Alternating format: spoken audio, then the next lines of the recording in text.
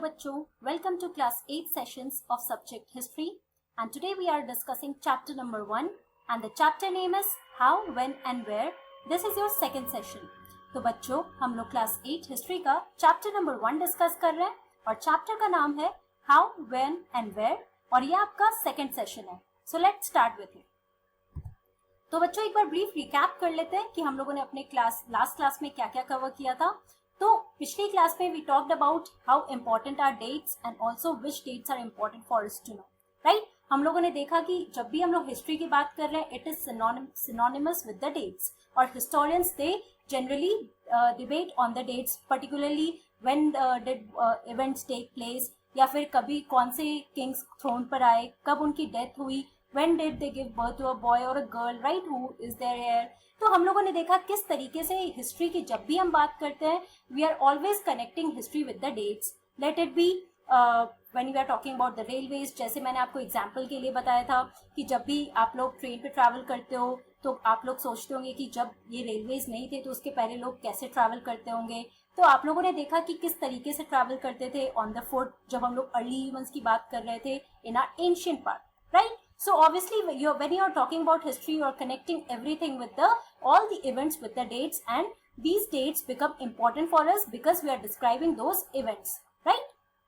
तो बच्चों आज की क्लास में हम लोग देखते हैं how do we periodize. तो जैसे लास्ट क्लास में भी मैंने आपको बताया था, इनफैक्ट क्लास 6 में भी आप लोगों ने पढ़ा है about the periodization of history कि जो हम हिस्ट्री जब हम इंडियन हिस्ट्री की बात कर रहे हैं, so Indian history is divided into 3 parts. The first one is the ancient history, the second one is the medieval history and the third one is the modern history. But ऐसा क्या था कि सारे historians इस जो periodization है हमारे history का, that is the ancient, medieval and modern, क्या ये सारे historians इससे agree करते हैं? Obviously not. हमेशा ये बहुत बड़ा controversy रहा है कि कौन से basis पे हम लोग periodize करते हैं. Periodize कहने का क्या मतलब है बच्चों? Dividing a certain time in different periods according to a common characteristic, right? जैसे अगर आप लोग एंशिएंट हिस्ट्री की बात कर रहे हो तो वहां पे कुछ कॉमन कैरेक्टरिस्टिक्स की चीजें, कुछ सेंट्रल फीचर्स थे उस पीरियड के लिए, इसलिए हम लोग उसको एंशिएंट हिस्ट्री में रखते हैं, राइट. तो जैसे जैसे आप लोग आगे बढ़ते गए आप लोगों ने देखा कि सिटीज, विलेजेस, टाउन्स, हर जगह बहुत ज्यादा चेंजेस आने लगे, बहुत नए नए किंगडम्स इमर्ज हो रहे थे, रूलिंग डायनेस्टीज आ रही थी, राइट. तो वो अगर आप पेलोलिथिक एज की बात करो तो एज सच कोई कॉन्सेप्ट तो नहीं था एंशिएंट हिस्ट्री में, है ना. तो इसलिए हम लोग पीरियडाइजेशन करते हैं कि एक सर्टेन पीरियड, एक सर्टेन फीचर्स के जो के टाइम में कोई भी चीज हो रही है तो उसको हम लोग एक सर्टेन पीरियड में रखते हैं. तो मेडिवल पीरियड में अगर आप देखो तो मुस्लिम रूल के बारे में हमने बात किया कि उस टाइम में इंडिया में सबसे पहले कौन आए थे तो दिल्ली सल्तनत आए थे, उसके बाद कौन आए तो Mughal empire, and then we talked about the 18th century, the start of 18th century, और वहां पे आपने देखा कि चीजें चेंज हो रही थी. Mughal empire it started disintegrating और उसके बाद नए रीजनल किंगडम्स आ रहे थे, राइट. तो आपने देखा यहाँ पे कैरेक्टरिस्टिक्स फिर से चेंज हो रही है ना. Muslim rule is coming to an end और उसके बाद जो इंडिया में जो रीजनल किंगडम्स थे दे वर इमर्जिंग, है ना, like that of Awadh, Hyderabad, Bengal. तो ऐसे बहुत सारे रीजनल किंगडम्स आ रहे थे. तो अब हम लोग जब मॉडर्न पीरियड की बात कर रहे हैं तो मॉडर्न पीरियड में हम लोग क्या देखने वाले हैं, the coming of the British rule, कि ब्रिटिश कैसे आके हमें रूल कर रहे थे, है ना. तो जब हम लोग पीरियडाइजेशन की बात कर रहे हैं और when we are talking about the modern history, so let us also talk about कि वहां के लोग जो ब्रिटिश हिस्टोरियंस थे उन्होंने हमारी हिस्ट्री को कैसे डिवाइड किया, उन्होंने हमारी हिस्ट्री को किस तरीके से पीरियडाइज किया है. Okay, so let us see here in 1817 James mill, a Scottish economist and political philosopher, published a massive 3-volume work, A History of British India. Okay? तो बच्चों ये जेम्स मिल जो थे, he was a Scottish economist, he belonged to Scotland, जो Britain के पास है ये reason, है ना. तो यहाँ के इकोनॉमिस्ट और पॉलिटिकल फिलोसफर थे, he is very renowned person. तो उन्होंने एक 3-volume वर्क, एक 3-volume डॉक्यूमेंट और बुक जो कहो उन्होंने पब्लिश किया and the book name was A History of British India. Now आप नाम से ही समझ रहे हो कि he is talking about the British rule that was here in India, right? Now this is the picture of James Mill here, okay? And also this is the first page of his 3-work volume, that is the volume 1 here. ऐसे 2 volume और है, volume 2 and volume 3, जिसमें he is talking about the history of British India. अब हम लोग देखते हैं कि कैसे जेम्स मिल ने इस पीरियड को डिवाइड किया है, पीरियडाइज किया है, ओके? तो जो इनकी बुक है बच्चों, a history of British India, in that he has divided India not on ancient, medieval और मॉडर्न बेसिस। जो आज के हिस्टोरियंस आज के प्रेजेंट डे में जब हम लोग हिस्ट्री पढ़ते हैं तो हम लोग एंशियंट, मेडिवल और मॉडर्न के बेसिस पे पढ़ते हैं, है ना, लेकिन इनका क्राइटेरिया कुछ डिफरेंट था। So in 1817, a Scottish economist and political philosopher named James Mill published a book, History of British India, as I told you. Now, in this book, the Indian history is divided into 3 periods. Now, let us see what are these 3 periods. The first one is Hindu, the second one is Muslim, and the third one is British. Okay? तो आप देख रहे हो कि उस time पे जब James मिल ने इंडियन हिस्ट्री को, ब्रिटिश इंडिया को डिवाइड किया तो किस फेज में किया है? तो उन्होंने किया है Hindu first phase, the second is the Muslim and the third is the British. क्या आज के डेट पे आप लोग ये पीरियडाइजेशन पढ़ते हो? नहीं ना, हम लोग दूसरा पीरियडाइजेशन पढ़ रहे हैं। Now let us see why, what was this criteria, his criteria of periodization. Okay, तो बच्चों according to Mill, he thought that all Asian societies were at the lower level of civilization than Europe. तो बच्चों जब James mill who was an economist, Scottish economist, तो उनके हिसाब से उनका क्या थॉट था कि जितने भी एशियन सोसाइटीज है, एशियन सोसाइटीज कहने का क्या मतलब है?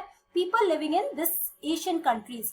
तो हम लोग, हमारी कंट्री जो आती है वो जो हमारा कॉन्टिनेंट है वो इस एशियन एशियन कॉन्टिनेंट में आता है, right, south east Asia continent. Okay, तो जब भी जो जेम्स मिल है उनका ये थॉट था, इनफैक्ट उनका क्या, जितने भी यूरोपियंस थे उन सबका यही थॉट रहा है कि people who are living in the eastern part they are not civilized, they are uncivilized, लेकिन जो वेस्ट में लोग रहते हैं they are much more civilized. आप लोगों ने सिविक्स के चैप्टर में भी रेसिज्म चैप्टर अगर पढ़ा है तो आप लोगों ने एक थ्योरी देखी होगी रेसिज्म की, कि जो लोग वेस्ट में होते थे वो लोग अपने आप को बहुत सुपीरियर मानते थे because of their colour, right, because of their white colour, लेकिन जो लोग यहाँ पे ईस्टर्न साइड में वो लोग देखते थे people of the darker skin, now they are called uncivilized people. तो वही मिल का भी यही थॉट था कि जो भी एशियन सोसाइटीज में लोग रह रहे हैं they were from the lower level of civilization than that of the European civilization. So according to his telling of history, before the British came to India, Hindu and Muslim despots ruled the country. Now that's true. कि अगर हम लोग अपनी history देखें तो उसके पहले जब आप एंशिएंट हिस्ट्री की बात कर रहे हो तो there were the Hindu rulers, right.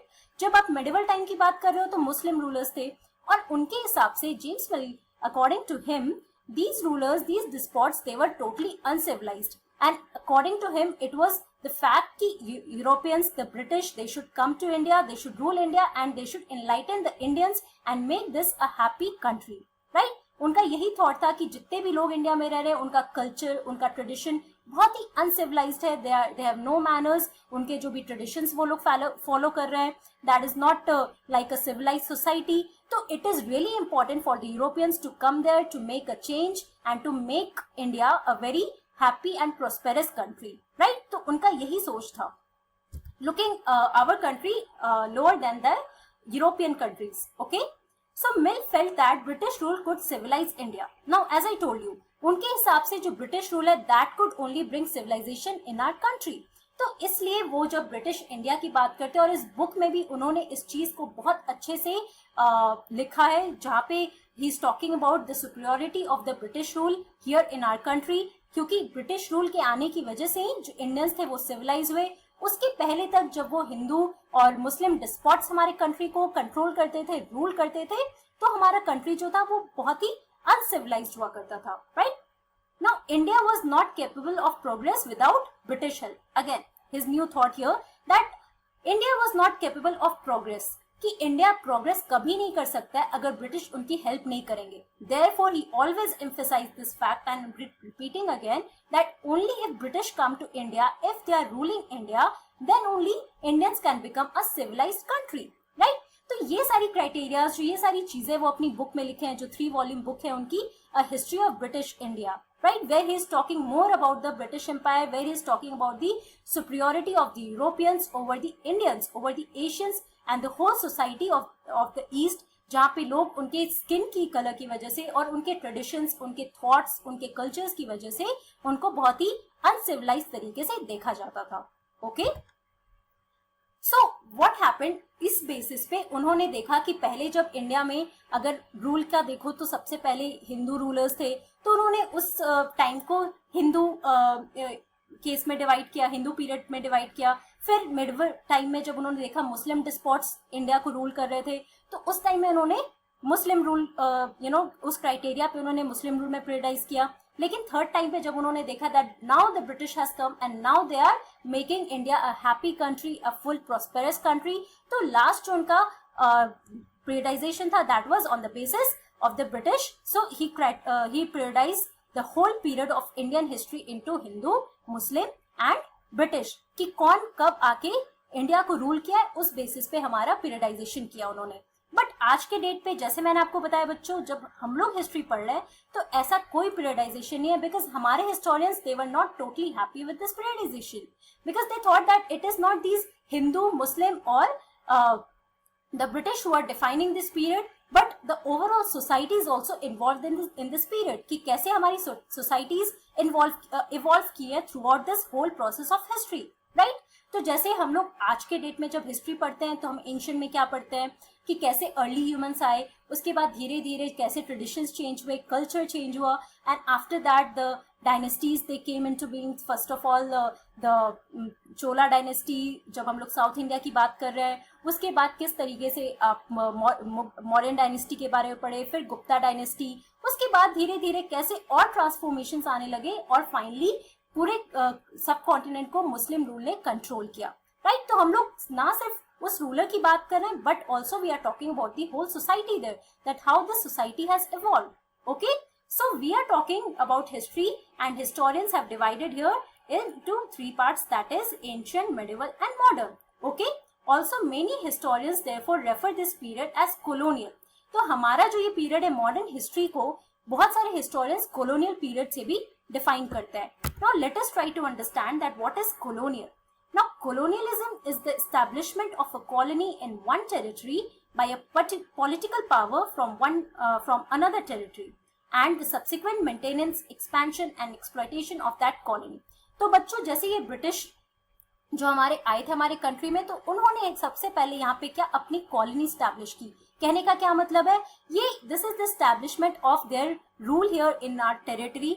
They are coming from some different territory, right? एक पॉलिटिकल पावर जो different territory, they are from Britain, right? तो ये ब्रिटिश यहाँ पर आके उन्होंने अपनी एक कॉलोनी स्टैब्लिश की, और सब्सिक्वेंटली उन्होंने यहाँ पे they took the charge of maintenance, the expansion and the exploitation of our colony, right? धीरे धीरे उन्होंने एडमिनिस्ट्रेशन का चार्ज लिया, उसके बाद मेंटेन किया, लॉ एंड ऑर्डर बनाया हमारे कंट्री में, तो बहुत सारी चेंजेस भी लाए, right? So this whole phase is therefore referred as the colonial period, जो हमारे ब्रिटिश एम्पायर जो इंडिया में आके उन्होंने हमारा रूल किया है। Okay, also what is colonization? So when the subjugation of one country by another leads to these kinds of political, economic, social and cultural changes, we refer to the process as colonization.